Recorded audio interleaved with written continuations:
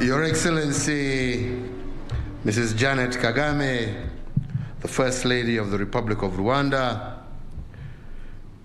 members of the Diplomatic Corps, our trailblazers, distinguished guests, ladies and gentlemen, good afternoon. Let me begin by saying that it is a great pleasure to be here today as we as Kenyans join the rest of the world in celebrating the 2022 International Women's Day. I am happy to note that this gathering does include an intergenerational mix of participants from the entire spectrum of our society.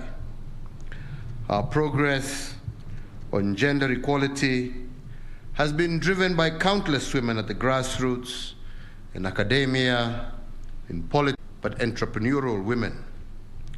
And since 2013, through the Women Enterprise Fund, for example, over 20 billion Kenya shillings has been dispersed to over 1 million women enterprises across our country. And since the implementation of our new constitution in 2010, various legislations have been enacted to advance gender equality. Among the most notable is the Matrimonial Property Act of 2013, which safeguards women's property rights, the Land Act and the Land Registration Act, which secures women's land rights, the Prevention Against Domestic Violence Act of 2015, as well as the Election Offences Act 2016, to protect women against violence during elections. Ladies and gentlemen, it is notable, yes, that we have made significant progress in empowering our women folk, but we cannot say that we have achieved all our objectives, and therefore we cannot rest on our laurels. There are still outstanding systemic, structural, and cultural barriers, as well as regional disparities to address. A continuous focus on gender issues is therefore a priority for my administration and should be so even for future administrations. To enable girls from poor backgrounds to stay in school, we have ensured that at least 50% of scholarships are allocated to girls. In 2020, for example, out of 4,811 out of 9,000 scholarships were awarded to girls. And in addition, the government allocates annually about 400 million Kenya shillings to ensure that girls in public schools have access to free sanitary towels. Your Excellencies, ladies and gentlemen, female genital mutilation is one cultural practice that has continued to undermine the realization of the potential of our women folk. Indeed, it undermines the participation of girls in education, and in addition, it has harmful health consequences. In recognition of this fact, I did make a personal commitment to lead the war to end female genital mutilation. I'm pleased to inform this gathering on the progress that we have made to curb this harmful practice, and I want to applaud cultural as well as religious leaders, especially from the Borana, Samburu, and Pokot communities, who have made bold public declarations to eliminate FGM and child marriages, and I note in particular the Kisima Declaration in Samburu, which I personally witnessed.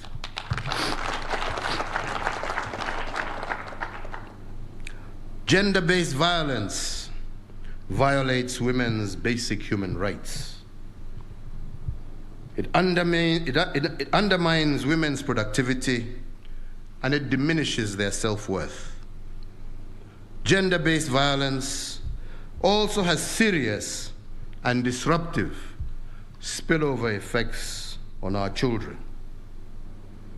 As a country, we are proud to co-lead the Global Action Coalition on advancing gender equality and ending all forms of gender-based violence. And indeed, last June, during the Paris Generation Equality Forum, we announced a set of bold commitments to address systemic barriers that allow gender-based violence to thrive in Kenya.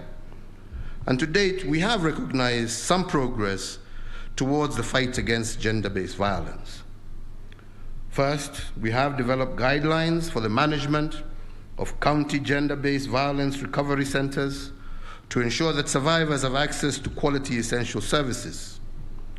Second, in October of last year, we launched the Integrated Policy Response to Gender-Based Violence for the National Police Service, and the policy would steer the National Police Service in the establishment, management, and operations of one-stop centers to provide survivors with comprehensive legal, psychosocial, as well as health support.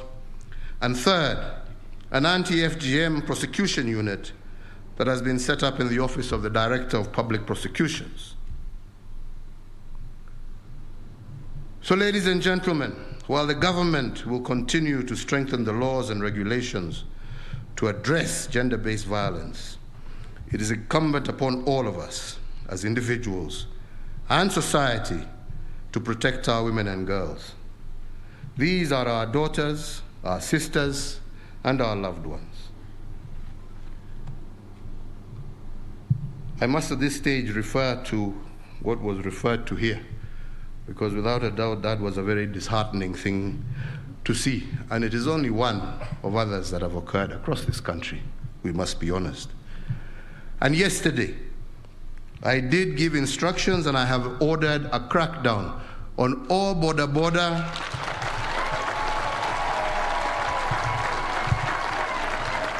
operators starting here in Nairobi and moving across the country.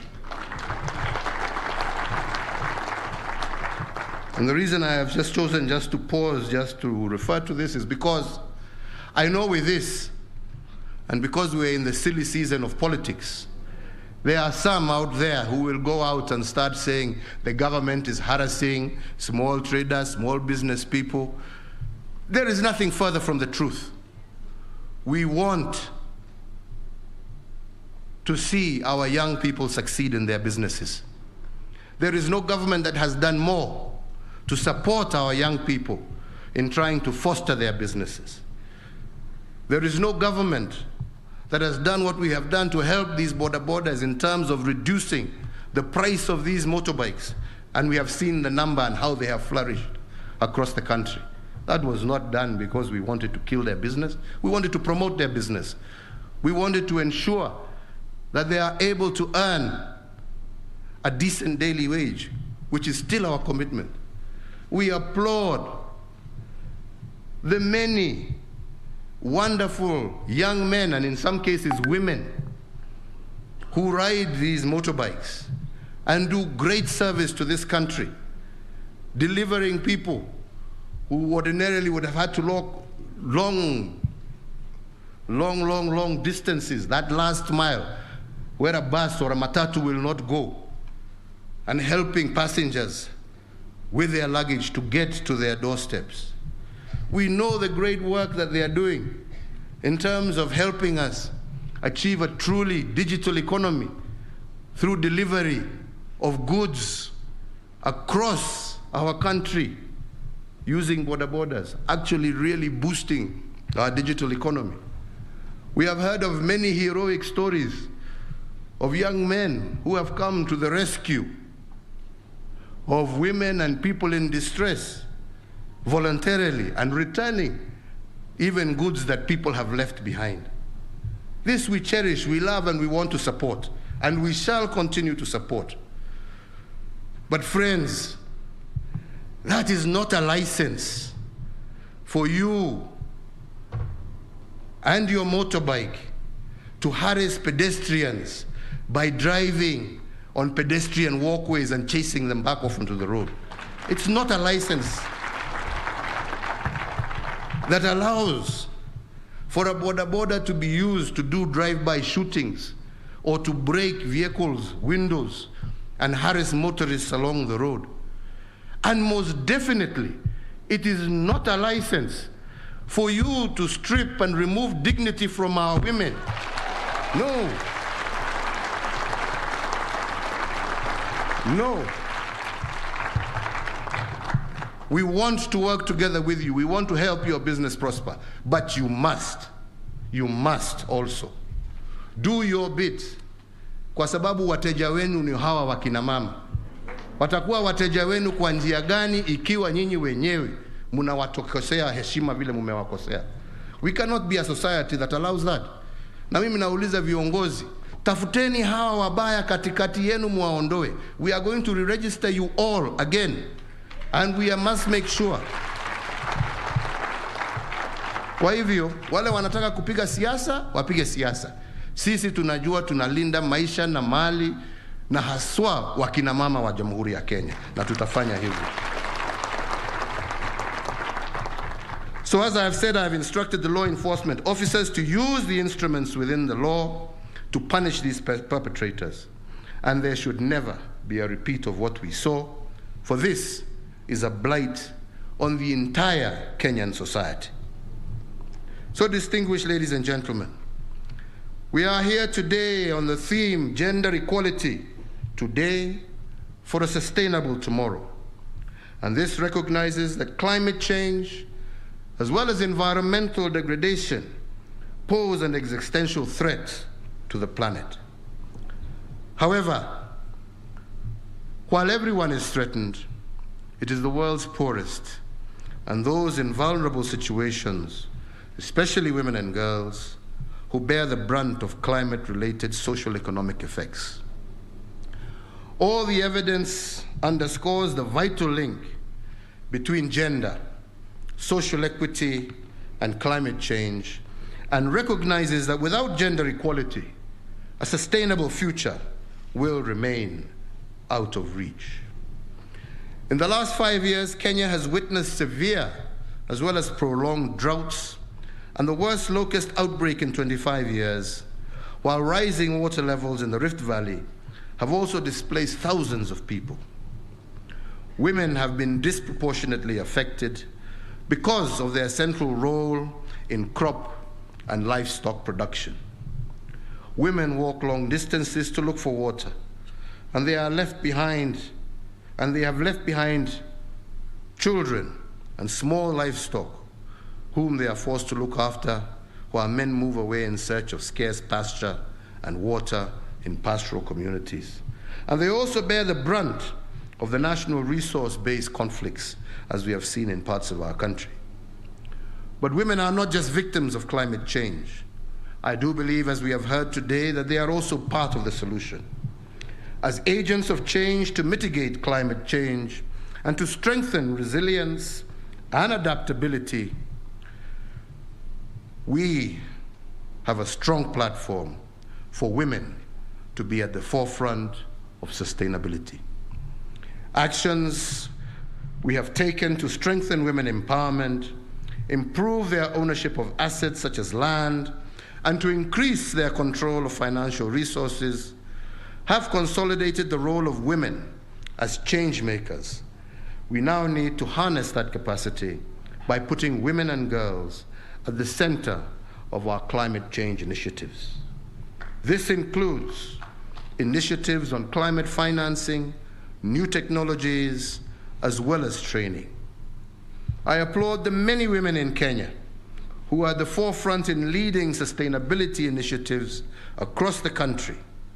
They include women groups, such as a group in Marsabit that is working with World Vision and the Kenya Forestry Service to promote regreening and reforestation initiatives.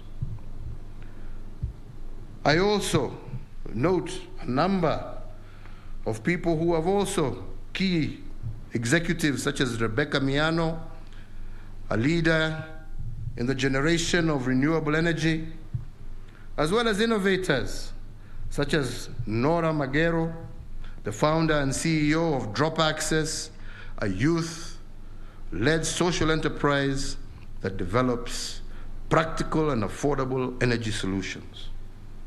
Nora has developed the VaxiBox, a portable solar-powered refrigerator that is easily mounted on a bicycle or motorbike to safely transport and store medical as well as food supplies. So to them, we give our congratulations as we encourage more of our women and girls to participate in climate change activities.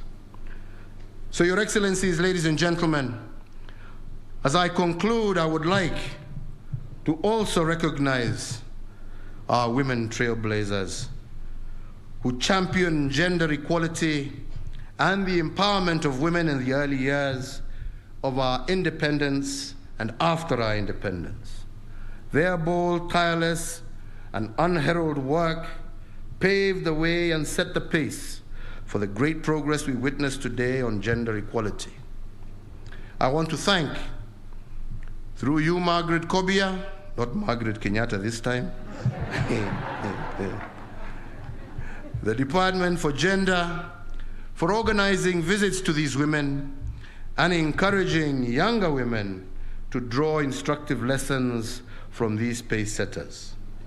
We as a country advance when we learn from the past and use the lessons as a springboard to build a better future.